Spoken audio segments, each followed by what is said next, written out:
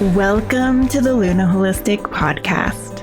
I'm your host, Geneva Robbins, and every month on this podcast, we'll talk about Reiki, as well as answering your questions on all things spiritual. We are gratefully located in Calgary in Treaty 7 territory. Thank you all and welcome to the show.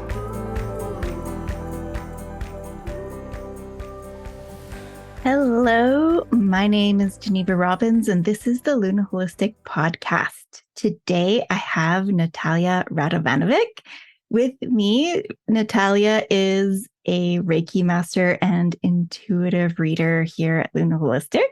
Say hi, Natalia. Hello, I am happy to be here. Hello, everyone. Yeah, I'm so glad we got a chance to connect and chat about a whole pile of things, including our favorite topic, Reiki, and all of the spiritual things. So thank you for joining me today. Yeah, I'm happy to be here. And I love talking about Reiki and energy, and it's the perfect place for it. So I'm excited. Sweet. Awesome. At least so far, we've started every episode with a collective breath of gratitude. So just a little mini meditation to help us settle in. If you, as a listener, you are driving a car, then don't close your eyes, and you might want to skip ahead so you don't get into an altered state of consciousness behind the wheel. Not recommended. Otherwise, please feel free to close your eyes gently and take a few deeper breaths, just settling in, noticing the tug of gravity connecting you to the planet, and let everything go with a few settled sighs of relief.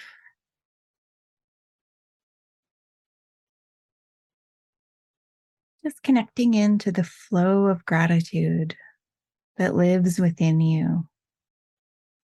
Noticing the gratitude that lives deep in the earth, and feel that gratitude reflected by you. As you send thoughts of gratitude into the earth, that gratitude rebounds and fills you.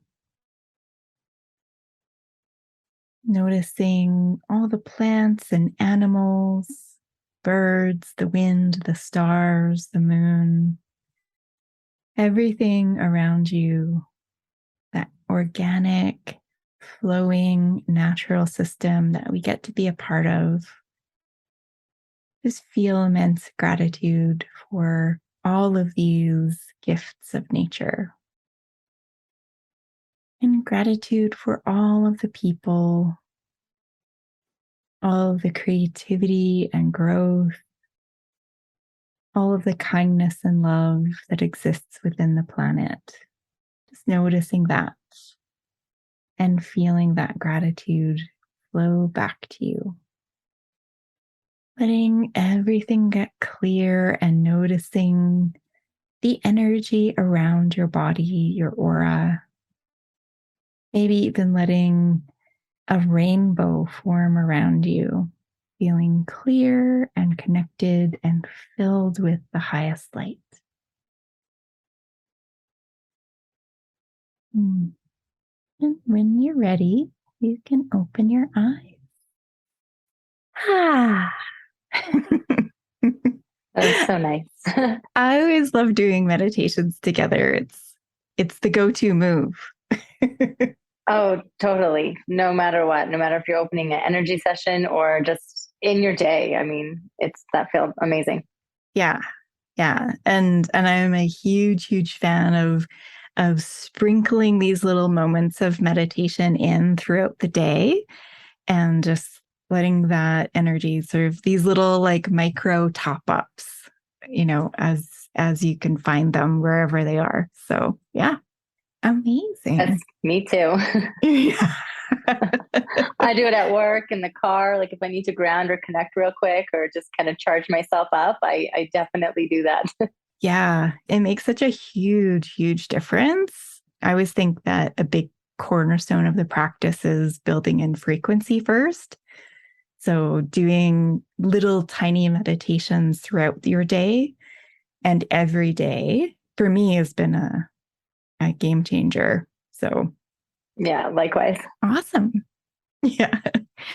So Natalia, what drew you into doing Reiki? Like, how did you get to be here today chatting with me about Reiki and spirituality and intuition and all that good stuff?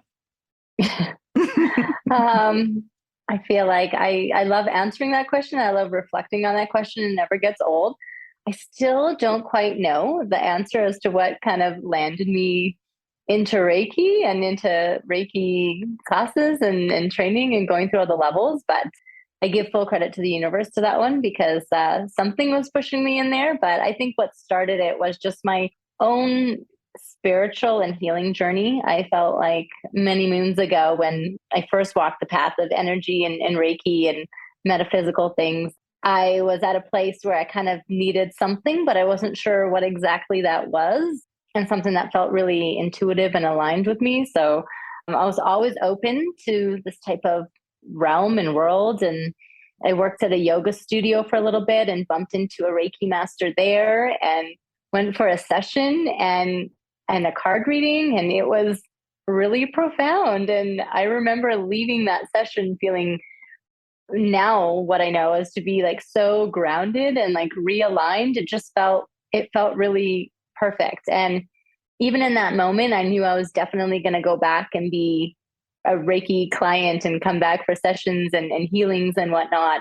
And then I think I just started to look for it more in the city and see how available it was, and kind of went from there. I bumped into Luna Holistic and did some research online as well at other places and kind of kept coming back to that. And like I said again, like I wasn't even really sure that I was signing up for classes or trainings, and then it kind of pulled me in and kind of went from there, and sat in on level 1, and it opened up a whole bunch of everything, right? And kind of really started to make more sense of my life for me in a way that I wasn't able to before then. So I never looked back since. And now I get to, I'm at master level and been helping people in their practice and journey. It's been really neat.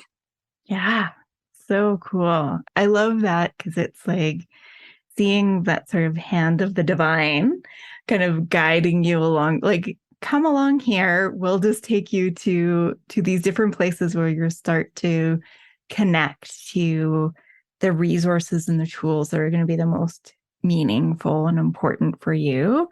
And I love all of that. That's so great. Yeah, no, I totally feel the same. And even when clients come in, and they're like, I'm not really sure why I came today. And it's like, it doesn't matter. It's all aligned. It's you come in for Reiki when you're meant to. And, after the sessions, it all kind of makes sense for them. So yeah, it's so beautiful how like Reiki and energy kind of find you. Yeah. Yeah, it is. It is. And I always think that there's always these perfect timing moments. You start to connect to this divine synchronicity as you start to become curious about sort of spirituality and your connection and opening up your intuition. Definitely like doing meditation and yoga, which is so broad and common now.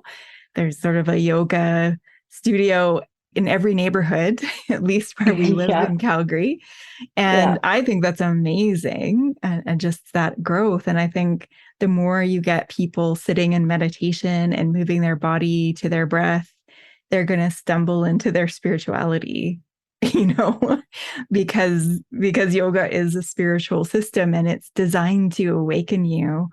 And that kind of brings us to the question that we've been getting from people who've been coming in, that on the spiritual path, sometimes you stumble into this really intense energy. And the question is, how do I handle the intense energy as I open up to my intuition? So sometimes you get connected to this very, very intense flow of light and energy and sort of almost like downloads of information. People get sort of suddenly and rapidly connected to their spiritual team and they start, hearing this guidance in their head, or they start getting really, really strong feelings. They're so strong they can't ignore them anymore. They have to take action, but they don't quite know where it's taking them. It's definitely sometimes a departure from what you would normally do. And it can kind of be an unsettling thing. I'm wondering, Natalia, what do you see with that? And what are some of the things and tools and strategies that you suggest to people who are sort of caught off guard by these kind of rapid increase of spiritual temperature? Yeah. I mean, first, when I see my clients that have gone through those big, massive shifts or spiritual awakenings, I mean, there's a part of me that's like, yay, it's exciting. You're going to love this, while they're like, my life is falling apart. I'm not sure how to handle this. So it's kind of that. But also, I just like to remind them that, and remembering that this is a new space for them and a new time for them, but also having that intense energy come in fast. I mean, we know too, with the divine and the downloads and the messages, they come in pretty hot and fast, and there's not really much else you can do but just kind of receive it. And so that's kind of what I've been finding people are at, where they're getting these massive downloads, it's filling them up and in their space and energy, and they don't know what else to do with it or how to shut it down. So I kind of like to, depending on their session and where they're at with it, I like to, just remind them to still check in with their physical and ground and do the grounding meditations to kind of lessen that load, but also to get them to really sit with what the downloads have been, because for whatever reason, it's all aligned and intuitive. So they were meant to get those messages. But sometimes I've been finding they've been needing a lot of help sorting those messages out. And so more often than not, they've come in for Reiki. But to help them with that, I do offer first that grounding and connecting with your physical, because when you do get those massive downloads, or when you're open up to the divine and your intuition and your third eye chakra is massively open, you're working your upper energies and in your upper chakras. And it can create that imbalance and that divide of not processing it physically through the rest of your energy centers. And as you do that and sit with that, it helps not make it feel so unbalanced or so intense. So I find from experience with the clients, they've said that, once they ground and connect it, and more often than not, they do need help with that. So it's Reiki sessions are good while the energy is super big to kind of get you back down to a manageable state for yourself. But once they really ground and give that back to the universal life force energy, it feels a little bit more manageable, and it feels like it makes sense and it plugs into the right places. So that's kind of what I've seen in my experience, where they get this massive download and then they don't really know how to move it or how to process it. And slowing down, I feel like slowing down is one of the biggest things, because in those moments, it's almost kind of like how I interpret it when they're going through those moments. It's they have that anxiety, fight or flight kind of moment, where it's it's not comfortable to sit with it.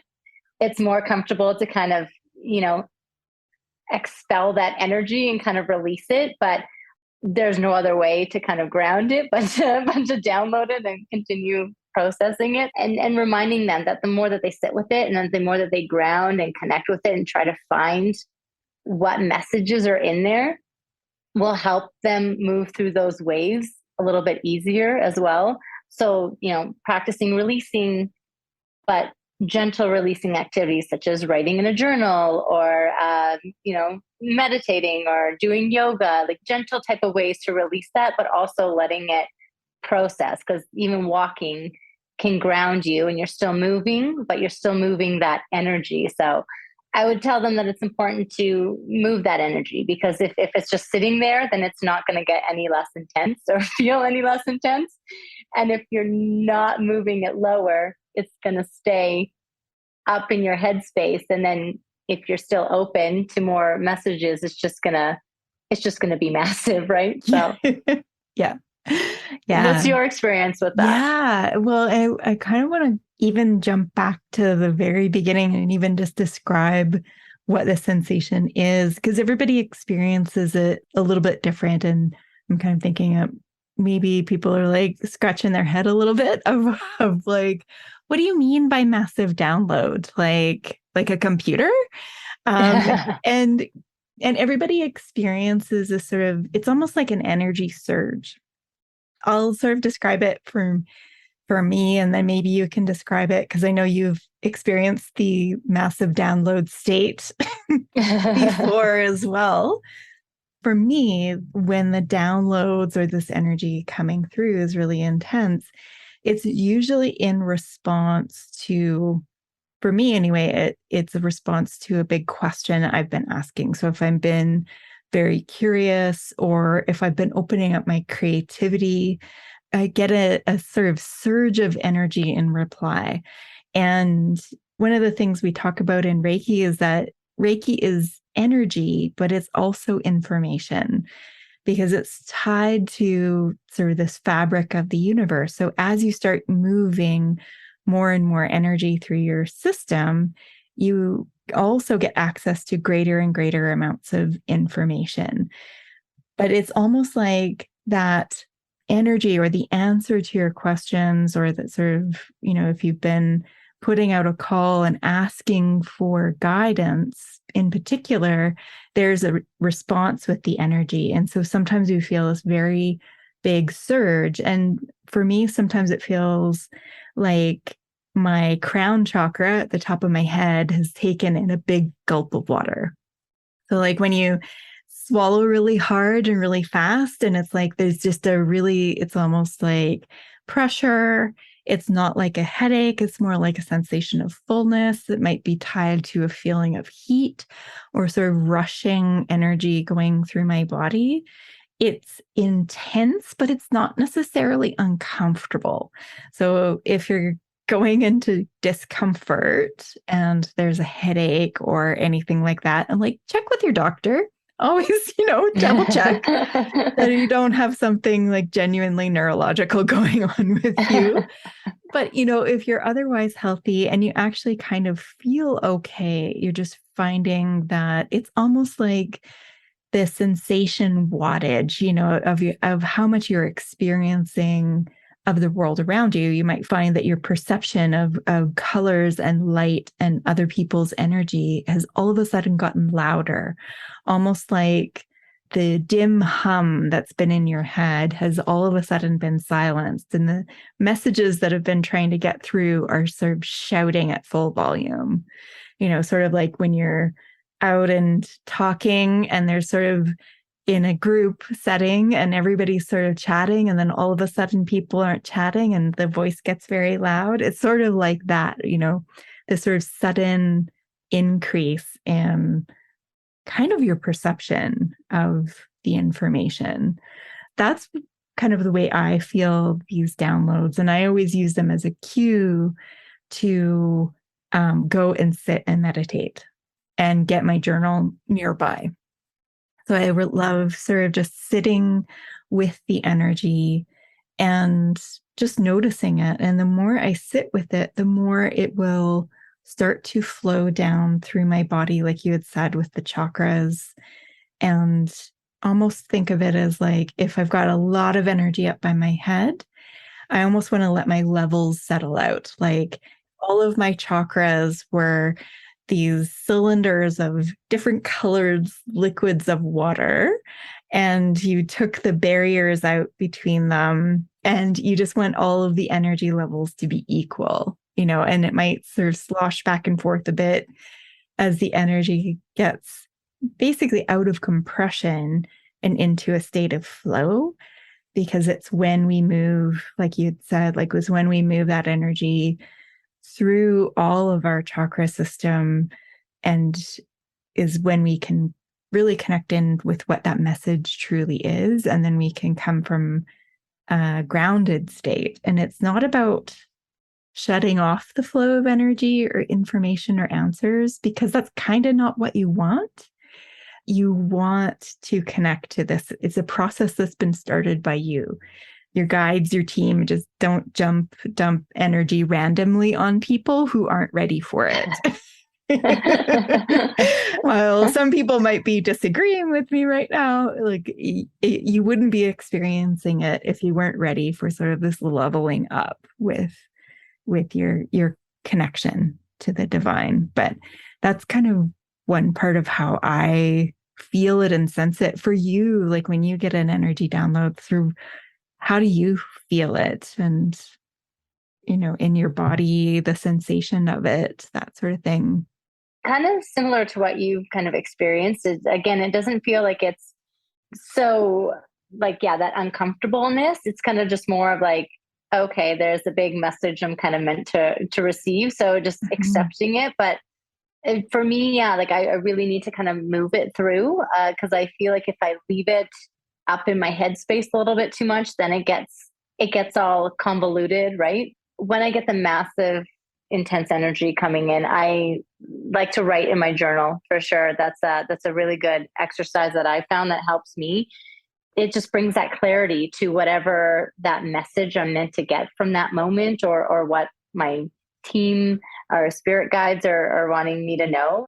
And yeah, I find the most clarity when I do that, because then I'll read it back and it's like you're in a different state, right? Like it's not you, but it's like processing through you. And I found a lot of people comment that too, where they're like, it's not like, I don't feel like it's me. And it's like, well, because it's the divine. Like it is you. You're part of the divine. You are the divine, but it's a higher consciousness that's coming through you with these messages. So it's really neat to hear that too when that happens. And yeah, but I will get that kind of tingling and just that need to move. So when that happens, I write and I walk. I'm a mover. Mm-hmm. Mm-hmm. Yeah. Yeah. Definitely things that move your body and your breath and gets you in nature. And yeah, yoga is fantastic for moving that energy. And Reiki too, because Reiki is a generally downward energy flow from the crown through all of the chakra centers down to the root. And so it can help with processing the energy so that it's not just, like you said, built up by your head and sort of milling about there and, in the space where your ego could get a hold of it and create a story that might be strange, So, and even just like moving things through the chakras, like for those of you who maybe aren't as familiar with the chakras are like energy centers that are connected to pretty much every major organ center in your body. So there's the crown chakra at the top of your head, the third eye chakra, which is sort of responsible for your intuition at your brow. There's the throat chakra at your throat, your heart chakra, and your solar plexus chakra in your upper belly, your sacral chakra in your lower belly, and then your root chakra at the base of your spine. And these centers are all connected by what in Reiki we call the Hara line, which is sort of the central channel of flow of energy. In yoga, it's called the Sushumna. And that channel basically helps all of these different energy centers communicate with each other and flow energy from one part of our system to the other. But they're also awake and alive and attuned to different parts of our lives. When we're talking about processing that energy download, we're basically taking that energy information and very gently letting it go through every single chakra and letting every chakra interpret it, because it's going to interpret another piece of it. So, the energy, once it's hit your heart chakra, is probably going to tell you a lot about compassion and how to bring this greater self-love and awareness into your life. At the root chakra, it might not only be well grounded, but you'll have a practical sense of how to put this energy and this guidance into practical action. The thing that I find with people is that, and probably because we live in a very doing based culture, where as soon as you get the energy, you want to leap immediately to action. And I find that quite challenging to keep ourselves from immediately acting on something that we've just got. And so sometimes when people are in this process and they're new to spiritual awakenings, they kind of get a little bit erratic, and it can be disruptive to your life, but it also can be quite joyful. But what I find is most stable and what I love about Reiki as a practice is that it's a very stable way of activating your chakra system and integrating it, is that it brings it down into very sort of practical and worldly. Okay, now what do I do? How do I take this from just being an idea of hey, did you know that the universe is everywhere and we're never outside of the universe and we're part of the universe and the fabric of the universe is love. So that means that who I am, the core of me, and all of my atoms are vibrating with love, and love is all there is, and it's everywhere, and we're all connected to everything, is a wonderful feeling to be in. It's even more wonderful when we can integrate it down all the way to our roots, all the way to our feet.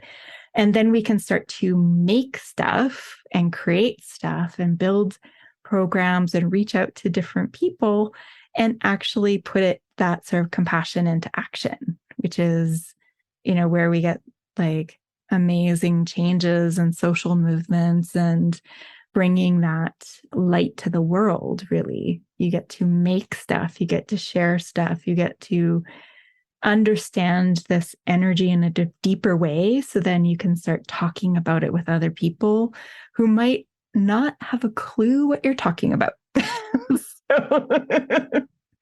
But that's sort of where I sit with it. But how does that sit with you, Natalia? Feel like that was all encompassed all of it. And just bringing it to the Reiki again, it's just, Reiki is really great for that.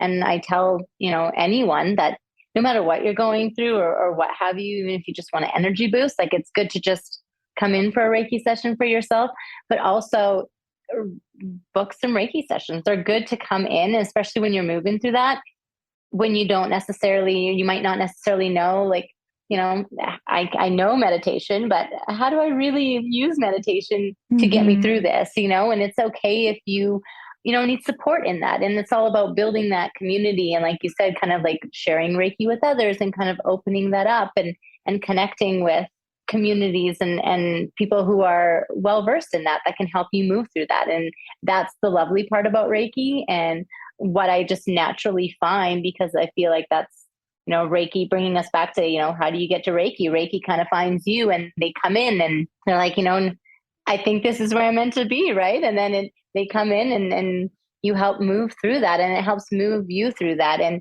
like you said, you kind of want to just ground and connect that and not be so quick to jump to energy. Let's go do something with it. And that's the beauty with Reiki as well, because I find once I'm grounding them, from their hips down and really in that root chakra, that's when all the messages are coming through for them. That's when they're after the session and the debrief, they're this makes more sense, or I need to focus on this, or I'm going to start taking steps here. And it's that's exactly what that energy or those messages were trying to tell you, and kind of what you were meant to hear and know for that moment in time. And then, the next session or next movement can look completely different. Right. But that would be the biggest thing that I would tell anyone anyways. If you're going through that and not really sure what to do with it, come for a Reiki session. Just like when you're not feeling well or don't know what's going on with you and you go to the doctor just for a checkup, it never hurts. Or just an energy checkup, right? So help you move through that, but also help you learn more about yourself and what you're calling in. Because you're right, it is everything that you're calling in, and you're meant to kind of go through those energies, as sometimes shocking or surprising it can feel when they happen for you.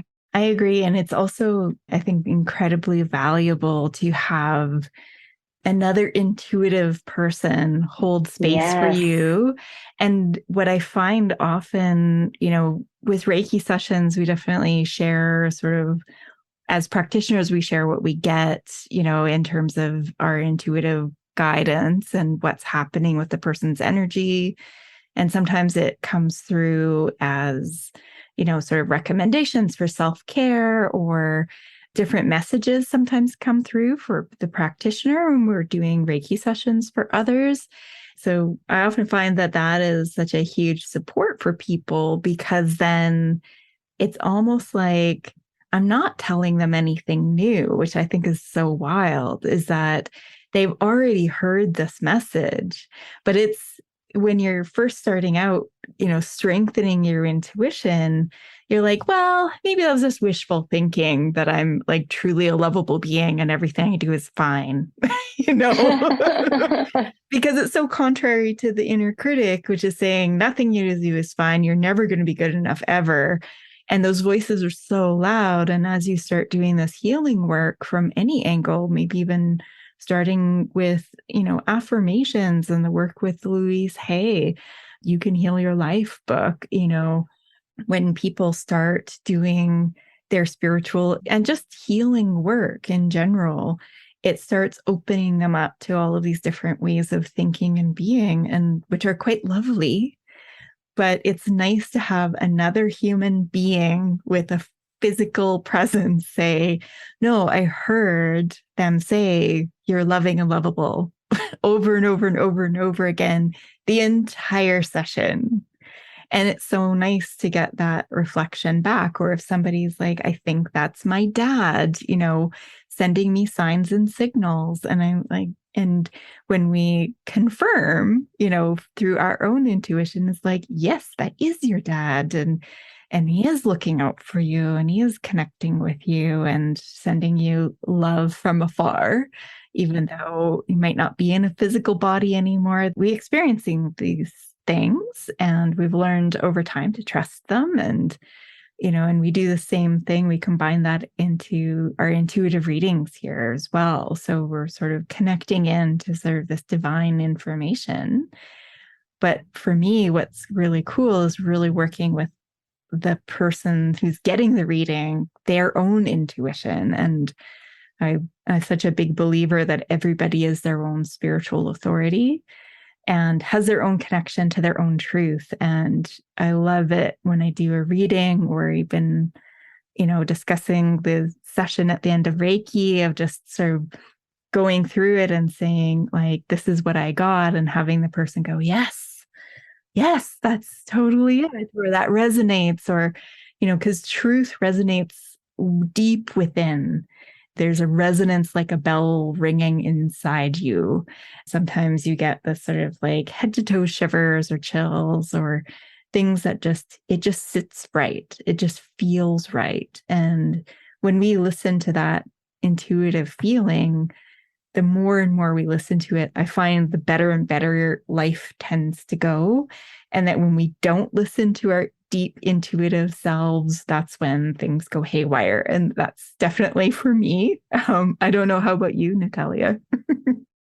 We're human. So there's, sometimes you kind of go against your intuition, or you're like, let's try it this way. Right. And then but you have that internal knowing where it's like, you can hear that voice. And that's another, all the many reasons why I love Reiki so much too. It's reiterating again, just kind of that it's helping you build your intuition with yourself and building that trust, and sometimes it's nice when you're on that journey to just have someone else be like, yes, kind of confirm that for you and validate that for you and help you, distinguish what your connection with your intuition, or what your connection with receiving messages or the divine look like, right? Because you can kind of scale that, but the more that you get into that practice and journey, the more that you can kind of know, and Reiki and connecting with other intuitive people just helps strengthen that. So it's really, I love that too, at the debriefs of a Reiki session. And it's just like, how did you know that? Or like, I sense that too. And it's also, I think, confirming for them too, that it's like, wow, like if your intuition is that much kind of, on the money or can pick up on that, then I think it also kind of helps them believe that, like, oh yeah, so what I was feeling is right, or like me coming to this Reiki session was right, or me thinking these energies might have something to do with this, but I'm not fully sure. It's like all of that stuff kind of connects. So yeah. Yeah. Yeah. Yeah. It's definitely nice to have that sort of reflection back. That's what I love about, getting readings and getting Reiki from other people is because you can't, just like You you can never can't get enough. you can't see your own blind spot, right? You can't see the back of your head, you know. And it's sort of like, why do you go to a hairdresser? It's because your arms don't bend that way, right? Like you can probably do your hair pretty well, but the back is always gonna look better when somebody else does it because of just the angle, right? Or the same thing of like if you get a massage, right? Like you can massage your own shoulders, but boy, is it nice to get somebody else to help you. And I find that is such a nice thing too, because you can kind of relax a little bit. You get support and guidance. For Reiki, it helps you move the energy. So if you find that the energy is getting stuck, or maybe there's some pain or trauma in your lower chakras that's sort of blocking the full grounding of this intense energy, Reiki can really open all of that up. And then the intuitive readings are amazing for just helping people sort of getting that reflection back of where are things going and what do I need to be doing now to connect with what I want. So, yeah. Yeah, no, and the same for me. Like when things are sitting kind of a little too stagnant, or if I just can't kind of move it on my own, I know now to just book in a Reiki session or to book in a reading, and it's nice, right? Like it's we could do it, once you have a good relationship with your intuition and opening up that channel. But it's nice to kind of take that self-care too, right? Where you don't have to, it's almost, I always feel like I always tell people, it's like, I could do it, but then it feels like you're working overtime. Like, why not just, why not just take some time off and just like let yourself receive too, right? Because even though you can do that for people and hold that space for people, it's nice to give it back to yourself and receive that. And at Luna Holistic, there's many talented intuitive folk.